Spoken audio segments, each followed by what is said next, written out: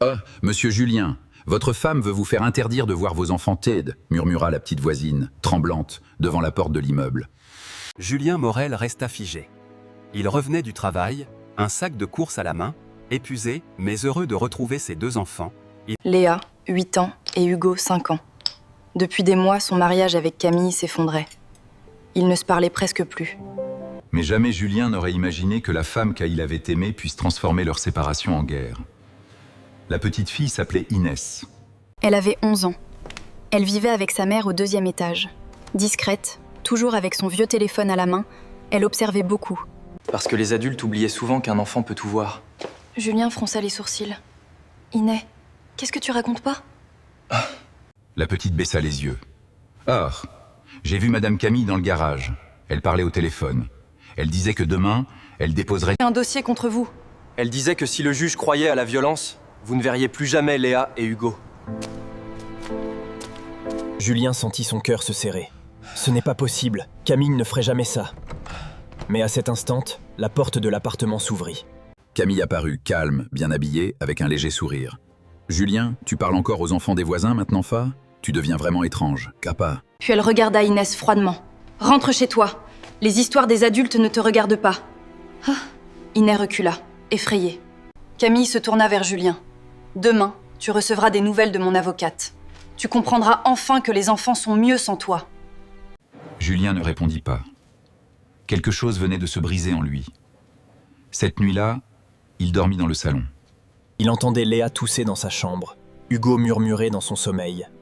Il pensa à toutes les histoires du soir, au goûter préparé, aux devoirs, aux câlins après les cauchemars.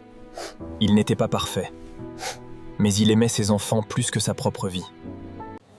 Le lendemain matin, Inès l'attendait près des boîtes aux lettres. « Ah, monsieur Julien. » Et je ne voulais pas me mêler de tout ça. Mais mon papa a disparu de ma vie pareil. Ma maman a menti pendant la séparation. Après, elle a regretté, mais c'était trop tard. Moi, je ne veux pas que Léa et Hugo perdent leur père à cause d'un mensonge. Quoi? Julien eut les larmes aux yeux. « As-tu une preuve, Inès, pas ?»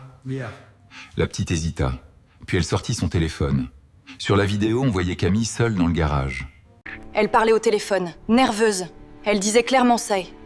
Il faut que ça ait l'air crédible. Demain, je dirais qu'il m'a fait peur. Avec quelques photos et mon témoignage, il ne pourra plus approcher les enfants. Oh! Puis on la voyait renverser une chaise, froisser ses vêtements... Et simuler une scène de dispute. Julien porta la main à sa bouche. La trahison n'avait pas crié. Elle avait souri. Chers auditeurs, si vous appréciez cette histoire, n'hésitez pas à laisser un j'aime et surtout à vous abonner à la chaîne. Cela nous aide beaucoup. Maintenant, poursuivons. Julien aurait pu exploser. Il aurait pu courir vers Camille et demander des explications. Mais il ne fit rien.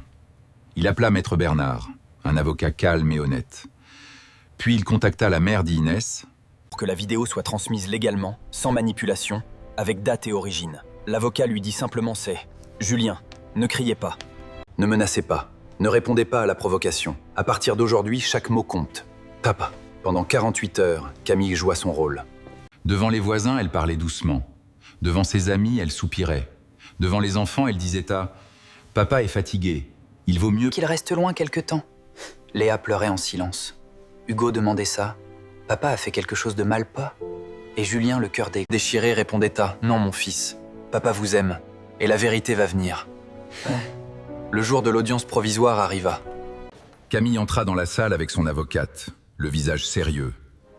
Elle tenait un dossier épais, rempli de photos. De messages sortis de leur contexte, de phrases transformées. Elle regarda Julien comme si elle avait déjà gagué. « Je demande une interdiction de contact immédiat de soi », déclara son avocate. « Madame craint pour sa sécurité et celle des enfants. » Quoi? Julien baissa les yeux. Puis Maître Bernard se leva. « Madame la juge, avant toute décision, nous demandons à présenter un élément essentiel. Tati, la vidéo fut diffusée. » Le silence tomba dans la salle. On entendit la voix de Camille. On vit la scène préparée. On comprit le mensonge. Camille pâlit. Son sourire disparut. La juge la fixa longuement. « Madame, accuser faussement le père de vos enfants est extrêmement grave. » Vous n'avez pas seulement attaqué un homme. Vous avez mis vos enfants au milieu d'une manipulation. Quoi? Julien ne cria pas. Il ne l'insulta pas.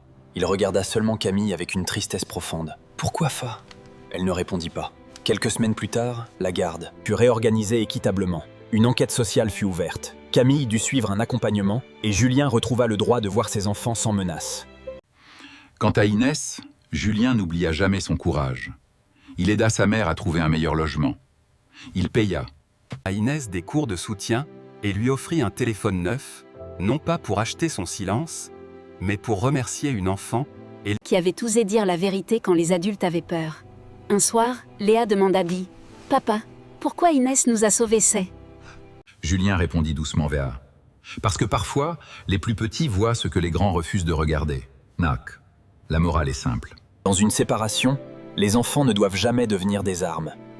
Et un mensonge peut détruire une famille plus sûrement qu'une vraie dispute. Fin de l'histoire. Ceci est une histoire fictive créée pour toucher nos cœurs. Pensez-vous que Julien a eu raison de croire Inesta? Auriez-vous gardé votre calme dans une situation pareille de la cas? Partagez votre avis dans les commentaires.